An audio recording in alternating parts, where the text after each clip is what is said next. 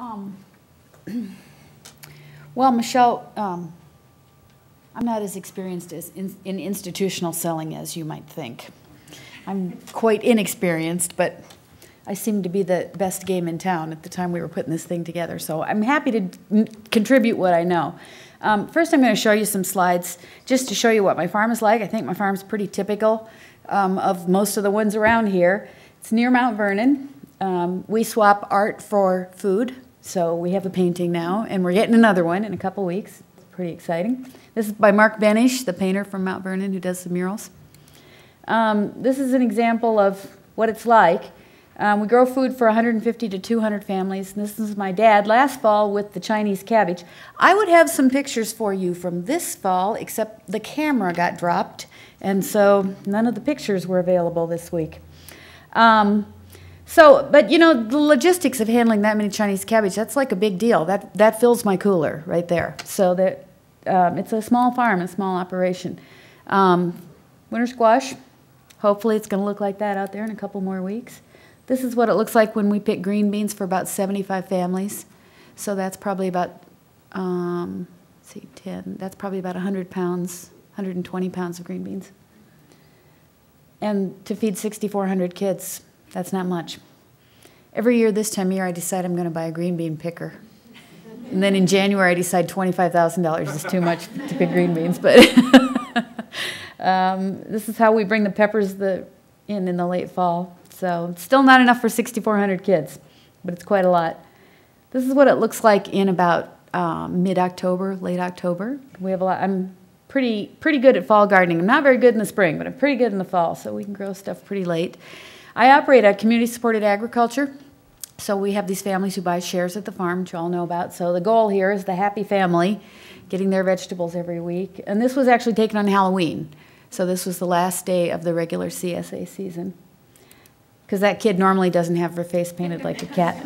I also have some hens and sell eggs, and they don't get any antibiotics or anything in their feeds, so I guess they would qualify as organic chickens. Well, no, they wouldn't, because I am not able to feed non-GMO protein. I buy my soybean meal from the elevator.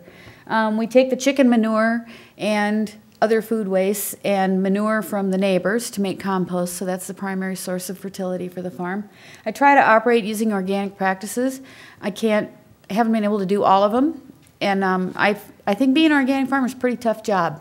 It's pretty hard to do. You have to be very smart, and you have to keep a lot of balls in the air at the same time, and it is not for everyone. I'm working really hard at it, and I'm still not clever enough to handle it after about 20 years. But one of the things I'm trying to learn how to do is make compost without using animal manure. I have a hoop house, and you can't accumulate animals' manure salts in the soil in the hoop house year after year after year without running into trouble.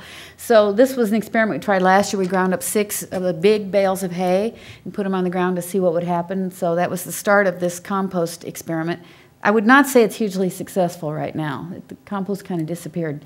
This is pretty interesting. The main thing there is an aphid.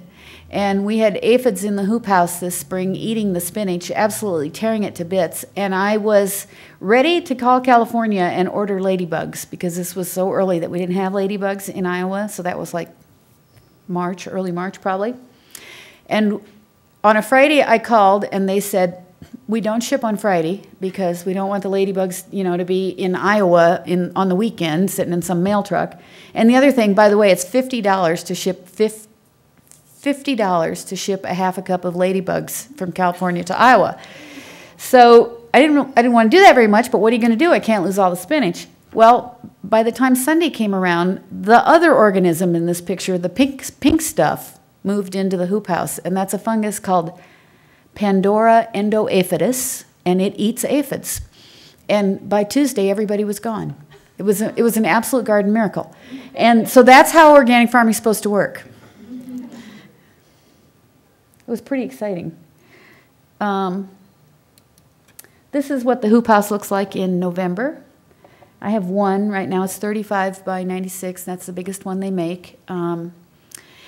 But you'll notice there's not a lot of kid-friendly food in there. That's Asian greens, things in the mustard family, some lettuce, some spinach, but This is what it looks like in the spring then. Seeded it down in February and grew lettuce and greens for early spring. And this is just something that came out of the hoop house in March. People were really glad to have it.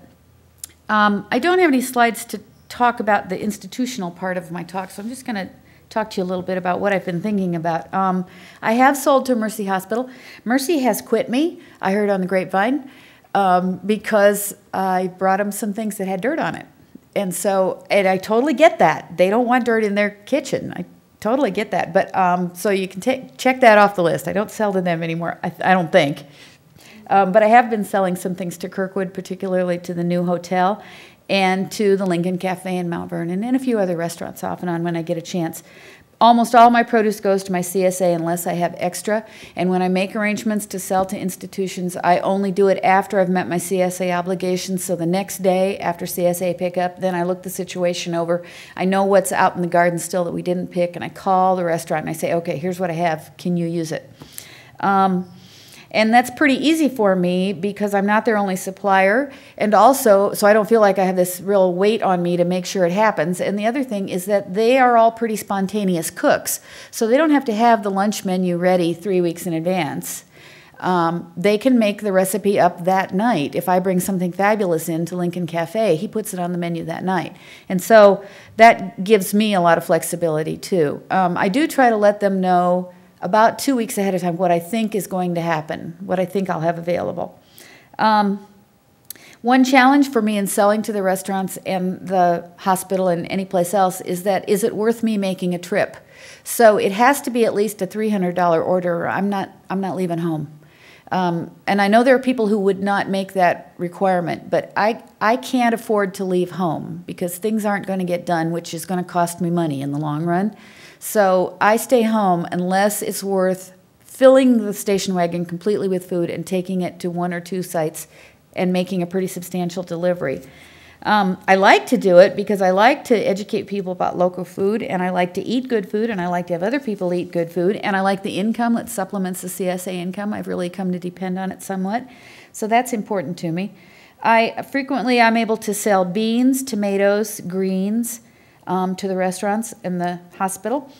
Usually they're pretty high value crops and somewhat specialty crops. So I would not think that I would be able to sell potatoes, for example, because I have to have at least $1 and probably more per pound for my potatoes. And most institutions, you know, for the volume they need, that'd be a pretty big expense.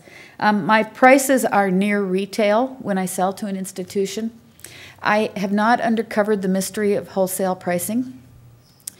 They try to teach me at Iowa State, but I don't know, I don't get it. So I kind of go by what's going on at the farmer's market and what's going on at the Hy-Vee and how long I know it took me to get it in that box and get it to them.